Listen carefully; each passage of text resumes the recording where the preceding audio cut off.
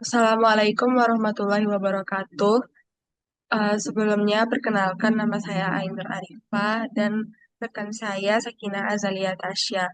Kami akan mengerjakan tugas proyek kami yang berjudul tentang teori pertumbuhan ekonomi wilayah.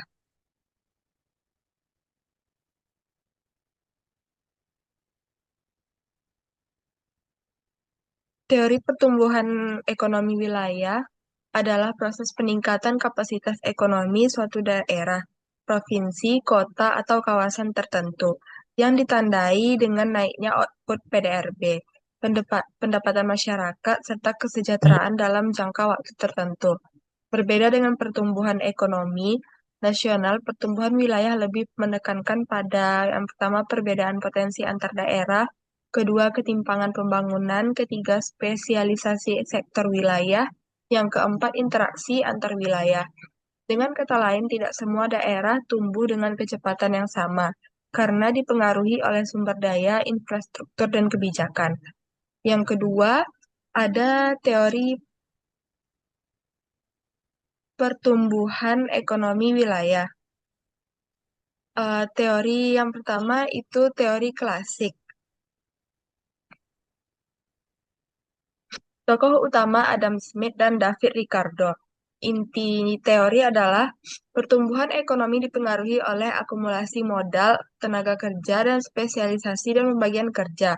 Dalam konteks wilayah, daerah yang memiliki sumber daya melimpah akan tumbuh lebih cepat. Spesialisasi wilayah misalnya daerah pertanian versus industri, meningkatkan efisiensi. Kemudian kelemahannya tidak mempertimbangkan peran teknologi secara mendalam, menganggap pasar bekerja sempurna. Kemudian ada teori neoklasik. Tokoh utamanya ada Robert Solow. Inti teori pertumbuhan ekonomi dipengaruhi oleh yang pertama modal, yang kedua tenaga kerja, yang ketiga teknologi. Ciri khasnya ada konsep diminishing return, hasil tambahan semakin berkurang. Teknologi menjadi faktor penting dalam jangka panjang. Kemudian dalam konteks wilayah, wilayah tertinggi bisa mengejar wilayah maju. Yang kedua, mobilitas modal dan tenaga kerja membantu pemerataan. Kelebihannya lebih realistis dibanding teori klasik, memasukkan teknologi. Kemudian ada teori pertumbuhan endogen. Tokoh utamanya ada Paul Romer. Inti teori pertumbuhan berasal dari dalam sistem ekonomi itu sendiri, terutama inovasi, pendidikan, dan penelitian, serta pengembangan. Dalam konteks wilayah, daerah dengan SDM berkualitas tinggi akan tumbuh lebih cepat. Kota besar biasanya menjadi pusat inovasi. Contoh, dengan banyak universitas dan industri teknologi akan berkembang pesat. Baiklah, sekian materi yang dapat saya sampaikan. Materi selanjutnya akan disampaikan oleh teman saya, Sakinah Zalia Tasya. Kepada Tasya, kami persilahkan. Baik, terima kasih Ainur. Saya akan menjelaskan tentang teori basis ekonomi atau ekonomi base theory.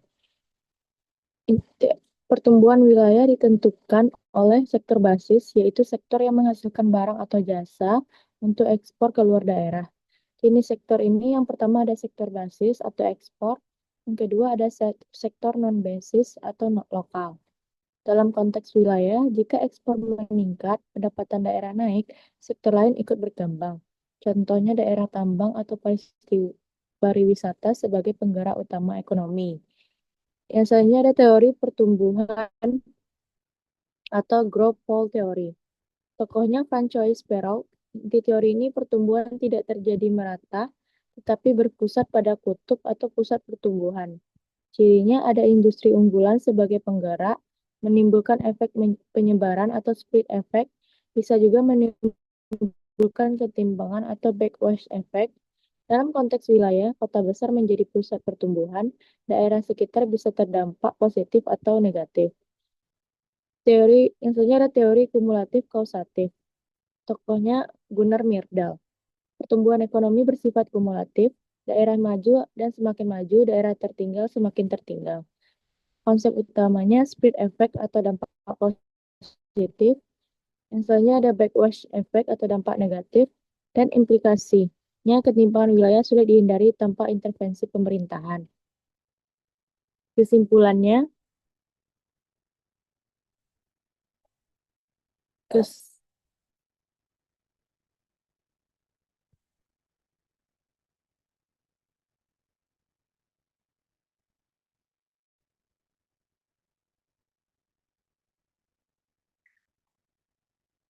eh, kesimpulannya, tidak ada satu teori yang paling benar. Semua teori saling melengkapi.